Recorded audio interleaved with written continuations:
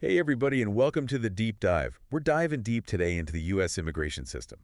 It's a big one. Oh, yeah, it's a big topic, and it's way more complex than I think most people realize. Absolutely. It really is. We're going to try to unpack all that using some official resources and guides Cool. and break it down into something that's hopefully a little bit more understandable for everybody. Yeah.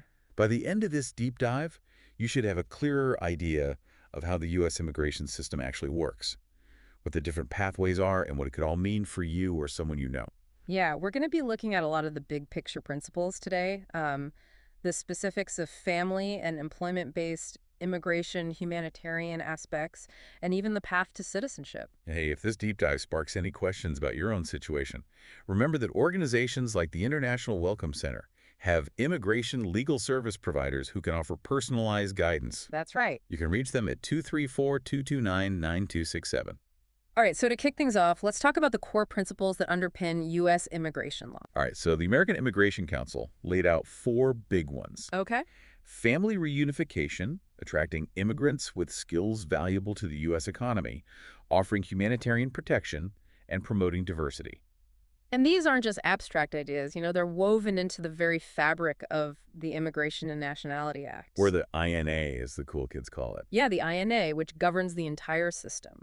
So everything we're going to discuss today stems from those four core ideas. Exactly. And it's essential to understand these principles because they explain why certain categories exist, why there are limits, and how the whole system is structured. That makes a lot of sense. So let's dive into one of the most common pathways, family-based immigration.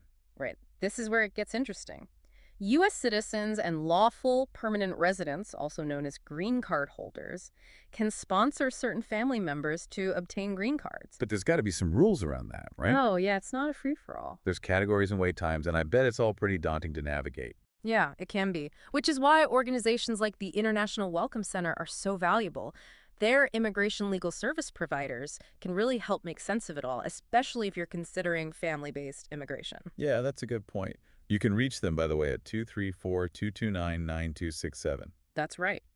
So from what I've been reading, there are these two distinct categories, immediate relatives and the family preference system. Right, and those are very different things. According to the American Immigration Council, in fiscal year 2022, family-based immigration accounted for a whopping 58% of all new lawful permanent residents. Wow, that's huge. That's a lot of people, and it tells us something pretty crucial. Yeah. Family reunification is a high priority, Oh, yeah, for sure. but there's always a catch, right? There's this thing called derivative immigrants. Yeah, so this is where it can get tricky for some families. When someone is sponsored for a green card, their spouse and children, those are the derivatives, also count toward the annual visa limits. So even though it's meant to bring families together, the way it's structured can actually limit how many primary applicants get in because their family members are taking up slots. That's exactly it. It's counterintuitive, but that's the reality. For example, in FY 2022, only 14,952 out of the 40,973 people admitted in the brothers and sisters category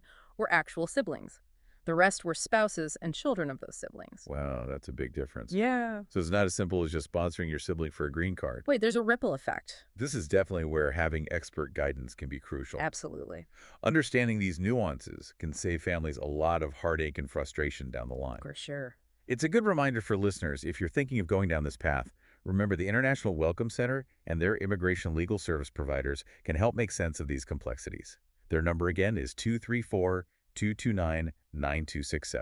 All right, so let's shift gears a bit and talk about another major pathway, employment-based immigration. So this is the one where your skills and qualifications are your ticket to a green card. That's right. It's all about attracting individuals who can contribute to the U.S. economy. Yeah, people like highly skilled professionals, investors, and even those with exceptional abilities in certain fields. Okay, so we said family reunification is like the heart of the system. Yeah. This is like the brain bringing in the talent and innovation that keeps things running. Yeah, I like that analogy. So just like family-based immigration, there are a bunch of different avenues within employment-based immigration. Yeah, like temporary work visas and the path to permanent residency through employment preferences. Okay, so temporary work visas allow people to come to the U.S. for a specific job. Right, and for a limited period. I heard there are like over 20 types of work visas. Yeah, it's a lot. Sounds overwhelming. It can be, but each one caters to a specific need or profession. And then there's the path to permanent residency through employment preferences. Right, that's where the green card comes in. But I'm guessing that's a pretty competitive process. You bet there are 5 preference categories, each with its own set of criteria. Like what? People with extraordinary ability, outstanding professors and researchers, multinational executives, skilled workers in high-demand fields, and even investors who create jobs. Wow, that's a lot. It is. But here's something that surprised me. In FY 2022, employment-based immigrants only made up 26.5% of new lawful permanent residents. Interesting. That's far less than family-based. Yeah, that's a really important point. It challenges the common perception that U.S. immigration is all about attracting workers. Yeah. The numbers tell a different story. They highlight the continued importance of family ties. So it's a balancing act, It is. trying to prioritize both family reunification and economic needs. Exactly. And that's where things can get politically charged. You know, different administrations and policymakers have different ideas about where that balance should lie. Makes you realize how complex this whole system really is. And we haven't even talked about the diversity visa program yet. And a lottery system. So it's like a chance for people from countries with historically low immigration rates to get a shot at living in the U.S. Exactly 50,000 visas are up for grabs every year through a random selection process. Wow, so no special skills or family connections needed. Well, not entirely. Okay. You still have to meet certain eligibility criteria like a high school education or equivalent work experience. But it's definitely more accessible than some of these other pathways we've been talking about. For sure. And the program has changed a lot over time. It has, yeah. It started with a focus on Ireland, and now it favors applicants from Africa and Eastern Europe. Yeah, it really reflects how global migration patterns have changed over time. Makes sense. It's a reminder that the U.S. immigration system is constantly adapting to global dynamics. Okay, speaking of adapting, let's talk about visas. We talked about work visas a little bit earlier, how there are over 20 types. It's a lot. That just boggles my mind. How do people even begin to figure out where to start with that? Yeah, well, the first step is to figure out which visa category aligns with their situation. Like, are they a highly skilled professional, an intra-company transferee, an investor, or someone with extraordinary abilities? So let's say someone wants to come to the U.S. and work here. What are their options? Well, let's start with the highly skilled professionals. Okay. One of the most common visas for that is the H-1B visa. Okay, I've heard of that one. Yeah, it's pretty much the go-to for those in specialty occupations, like engineers, scientists, IT professionals, Yeah. anyone with specialized knowledge and at least a bachelor's degree. Right, but it's not as simple as just having the qualifications, right? Oh, no, it's not. There's also the whole sponsorship thing. Right, the employer actually plays a crucial role here. How so? Well, they need to show that they couldn't find a qualified U.S. worker for the position. Right. And that hiring a foreign worker won't hurt American workers' wages or working conditions. So it's about striking a balance It is. between attracting talent and protecting American jobs. Exactly, and that's a really delicate balance. It is. So what about those intra-company transfers? Those are usually pretty straightforward. So like if a multinational company wants to transfer an employee to a U.S. office from overseas. Exactly, that's where the L1 visa comes in. Okay, makes sense. So what conditions does the employee have to meet? Well, they need to have worked for the company abroad for at least 1 year in a managerial, executive, or specialized knowledge role. Okay, so it's all about recognizing international experience. It is, and it makes it much easier to move key personnel within a company. So I'm starting to see how all these different visas are specifically designed Yeah. to address different needs within the global economy. Right. Okay, what about those folks with extraordinary abilities? Think like world-renowned scientists, award-winning artists, Olympic athletes, people who are at the very top of their field. That sounds pretty exclusive. It is. What kind of visa do they get? It's called the O1 visa, and it's specifically for those who can prove they have that extraordinary ability. Okay, and that could be in a bunch of different areas, right? Yeah. Yeah. The sciences, arts, education, business, athletics, pretty much any field you can think of. I bet that application is super intense. Oh, yeah. You need to show a ton of evidence like awards, publications, media coverage, anything that proves you're the best of the best.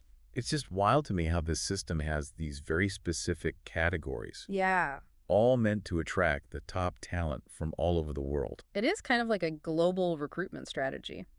That's pretty cool. Yeah. So we've talked about workers, but what about students? Right. What about the folks coming here for their education? Yeah, the U.S. gets students from everywhere, Yeah. and they usually come in on F1 visas, right? Yeah, that's right. That's for academic studies at a U.S. college or university. I had a bunch of friends who went through that whole process, and I remember it being pretty tough. It's not easy. You need to get accepted to a student and exchange visitor program certified school first, Right. and then you need to show that you can pay for everything Yeah. and prove that you have strong ties to your home country to assure them that you'll go back after you graduate. So that's to make sure that they're not just using the student visa as a sneaky way to stay here permanently. Right, exactly.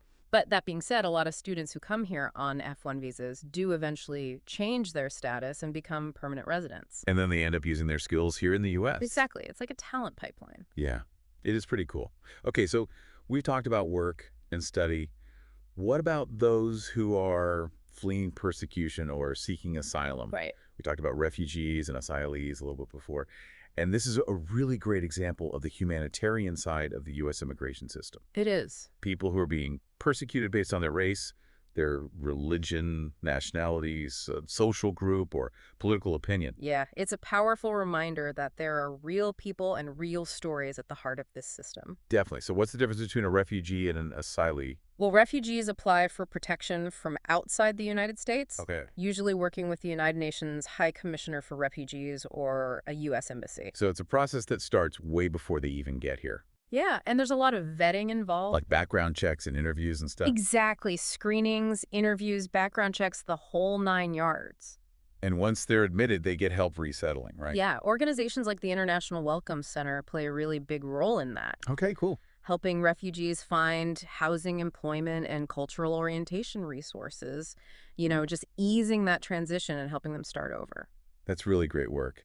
So for people who are already here when they decide to seek protection, that's when the asylum process kicks in. Right. They can either apply affirmatively with U.S. citizenship and immigration services or defensively if they're already in removal proceedings. Oh, it's more of a reactive process, right? It is often triggered by a change in circumstances in their home country or if they fear being deported back to a dangerous situation. Okay, so what does that process look like? Well, they have to provide evidence of the persecution they've faced, Okay. attend interviews, and sometimes they even have to go before an immigration judge.